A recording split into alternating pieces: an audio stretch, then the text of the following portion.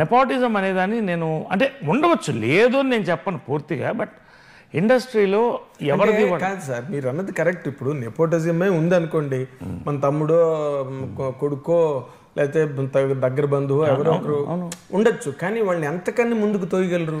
Exactly. ఎన్ని అవకాశాల కోసం ముందుకు అంటే ఇప్పుడు చాలా మందికి మీరు చెప్పినట్టు నెపోటిజం అంటే you are very good in English కాబట్టి అర్థం. చాలా మంది నెపోటిజం అంటే అది పెద్ద క్రైమ్లో ఫెయిల్ అయిపోతారు. బయట ఏంటంటే నెపోటిజం అని మాట్లాడతారు. ఏంటి మీరంతా ఏం చేస్తారు అడిగారు ఎవరు, నాకు ఏం మాట్లాడతారు అని చెప్తున్నా. అంటే కాబట్టి అంటే నా పాయింట్గా వస్తున్నా డైరెక్ట్గా. నా అనుకోకుండా 12 కాపురంలో టైర్ కొట్టుకుంటూ తిరుగుతున్నాను రోడ్లో.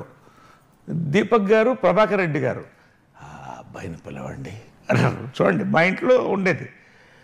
వాడు ఆ చైల్డ్ ఆర్టిస్టు బాగాలేదు కదా, ఏ నరేష్ రా నువ్వు చేస్తావా అని అడిగారు ప్రభాకర్ రెడ్డి. వచ్చింది అవకాశం. అవును, దాని అంతటా వచ్చింది, ఎవరు తోసింది కాదు. నేను మా అమ్మ ఆయనకి ఏం చెప్పారంటే, నేను అప్పటినే ఇది బాగా బ్రెయిన్ ఉండేది అండ్ మా అమ్మ ఊళ్ళో లేదండి అన్న, వచ్చిన తర్వాత చేద్దాం బాబు అన్నాడు.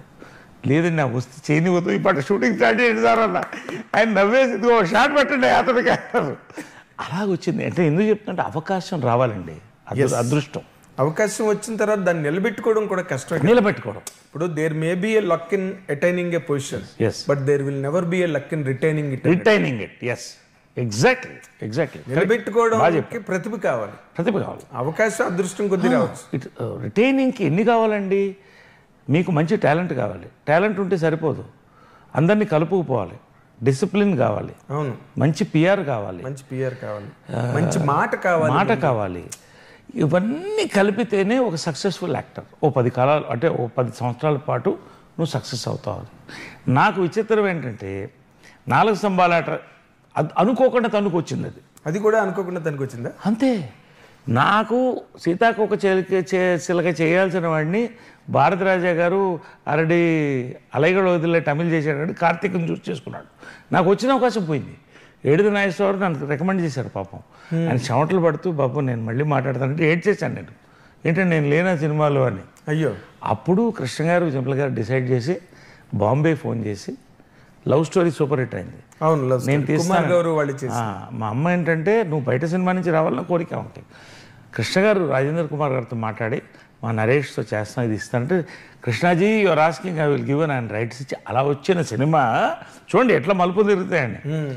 జంజాల గారు సడన్గా ఊడిపడ్డాడు. ఆయన నవతా కృష్ణరాజు గారు మోటార్ బైక్ స్టంట్స్ ఏదో ఫిల్మ్, అది నేను చేసిన ట్రయల్ది చూసి ఈ అబ్బాయి ఉంటే మాకు బాగుంటుంది అంటే, మా అమ్మ గొప్పతనం, ఆమె సినిమా ఆపేసి నవతా కృష్ణరాజు గారు లాంటి ప్రొడ్యూసరు, జంజాల గారు లాంటి రైటర్ వస్తే, డైరెక్టర్ వస్తే నేను ఎందుకు ఆపుతారని ఆ సినిమా ఆపించింది.